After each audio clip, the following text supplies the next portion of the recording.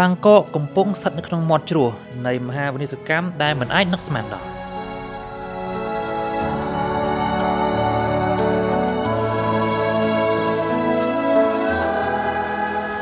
ទឹកដីជ័យភូមិនៅភាគកណ្ដាលរបស់ប្រទេសថៃ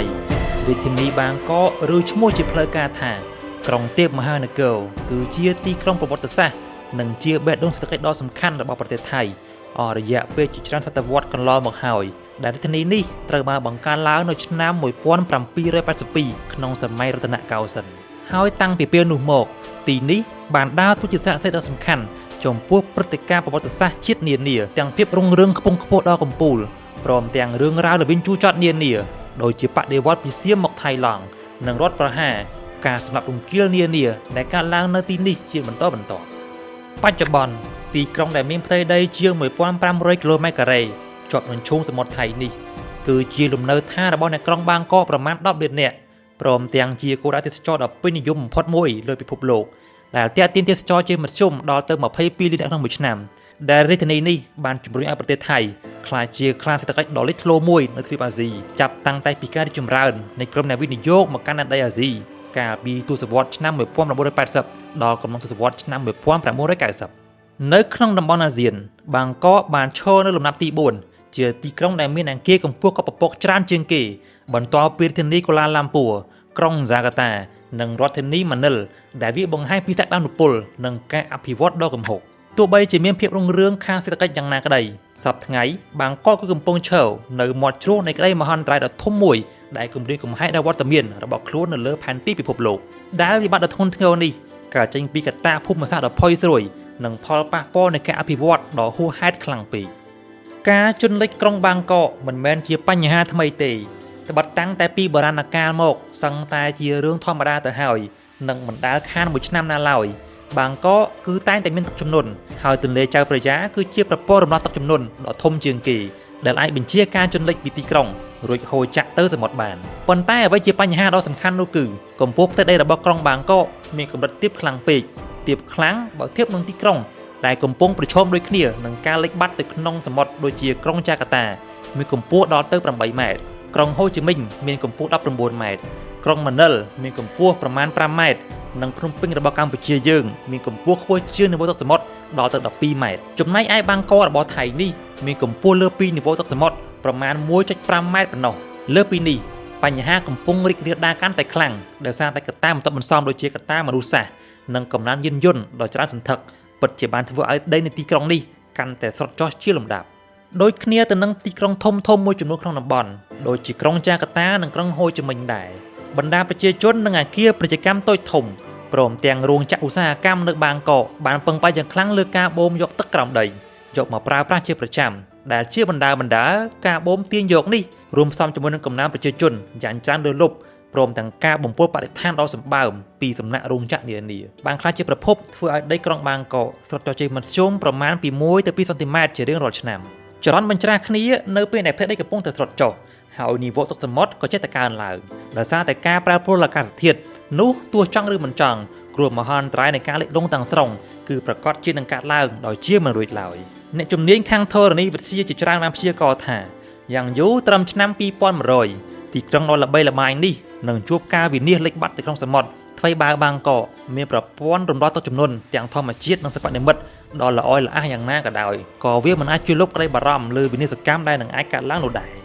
ដោយការមើលឃើញពីមហាវិនាសកម្មដែលអាចនឹងប្រឈមក្នុងពេលអនាគតដ៏ខ្លីនេះហើយទើបរដ្ឋអំណាចថៃបានចាប់ផ្ដើមគិតគូរយ៉ាងម៉ត់ចត់ក្នុងការស្វែងរកទឹកដីថ្មីដើម្បីកំណត់ថាជារាជធានីរបស់ខ្លួនការពិតទៅគម្រោងផ្លាស់ប្ដូរទីក្រុងរដ្ឋបាលនេះមិនមែនគិតតែកើតឡើងថ្មីនេះទេដោយកាលពីឆ្នាំ2003ថៃក្រោមសម័យដឹកនាំរបស់លោកថាក់ស៊ីនស៊ីនវត្រាក៏ធ្លាប់លើកសំណើពិចារណាផ្លាស់ប្ដូររាជធានីទៅកាន់ខេត្តនគរនាយកដែលមានចម្ងាយប្រហែល100គីឡូម៉ែត្រពីបាងកកដែរប៉ុន្តែផែនការនេះក៏ត្រូវបានលុបចោលទៅវិញដោយសារតែវិបត្តិរដ្ឋប្រហារកាលពីឆ្នាំ2006លុះដល់ឆ្នាំ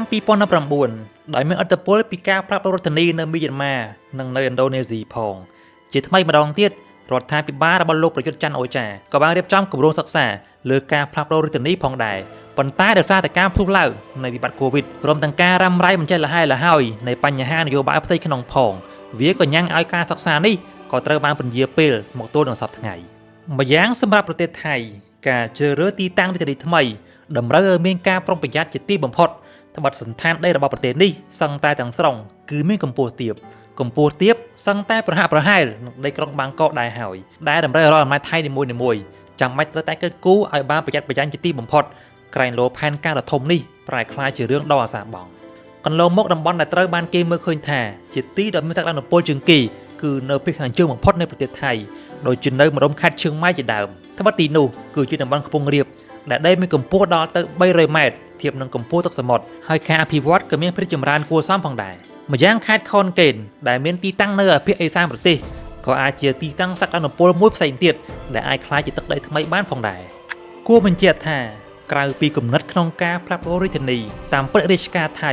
ក៏ធ្លាប់ស្វែងរកផែនការផ្សេងៗដែលជាដំណោះស្រាយដូចជាការលើកឡើងពីគំនិតក្នុងការស្ថាបនាជញ្ជាំងសមុទ្រជាដើមប៉ុន្តែការផ្លាស់ប្ដូររាជធានីរមែងតែជាគោលគំនិតដែលគេនឹកឃើញមុនគេជានិច្ចយ៉ាងណាមិនមកទល់នឹងពេលនេះទៅហើយក្តី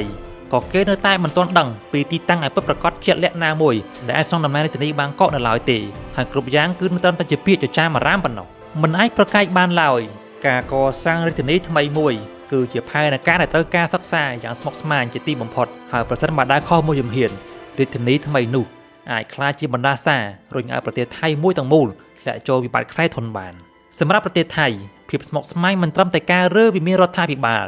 ទីស្តីការក្រសួងស្ថាប័នអគារពាណិជ្ជកម្មឬអគារស្ថានទូតបរទេសប៉ុណ្ណោះទេប៉ុន្តែរឿងដ៏ចាក់ស្រេះមួយទៀតដែលអាចប៉ះពាល់ធំបំផុតដល់ជោគវាសនាទាំងមូលរបស់ប្រទេសគឺការផ្លាស់ប្ដូរព្រះបរមរាជវាំងមិនខុសពីប្រទេសរាជានិយមដទៃទៀតឡើយថៃដែលចាក់ស្រេះក្នុងរបបសក្តិភូមិព្រះរាជវាំងត្រូវបានចាត់ទុកប្រៀបដូចជាដីជ័យភូមិសម្រាប់ប្រទេសដែលជាទីមង្គលប្រជុំរាល់ទេពនិករនិងទេវតាទាំងឡាយព្រមទាំងជាសំណង់ដែលគេមិនអាចប៉ះពាល់ប្រេះប្រាស់បានឡើយដូច្នេះហើយបើផែនការគ្មានភ្លើងខៀវប្រគល់សិទ្ធិពីព្រះរាជវាំងទេនោះរដ្ឋអំណាចថៃក៏គ្មានសង្ឃឹមថាអាចសិក្សាបានស្មោះនោះដែរបញ្ហាកំពុងនៅចំពោះមុខហើយដំណោះស្រាយហាក់នៅវែងឆ្ងាយនៅឡើយ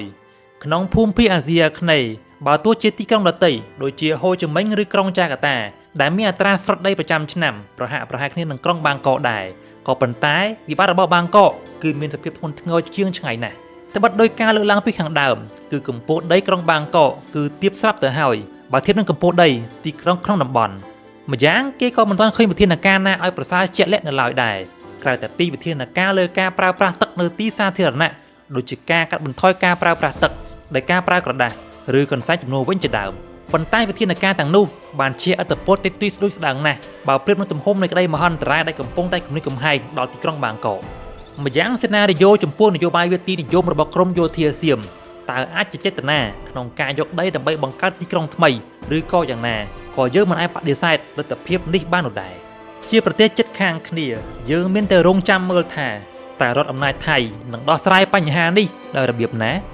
តើពួកគេអាចទប់ទល់នឹងបញ្ហានេះបានដែរឬទេមុននឹងវិបត្តិដ៏ធ្ងន់ធ្ងរនេះទុំជោទាំងស្រុងមិនអាចនឹងបកក្រោយបានតើប្រិយមិត្តយល់បែបណាដែរតោះបញ្ចេញមតិក្នុងខមមិនខាងក្រោម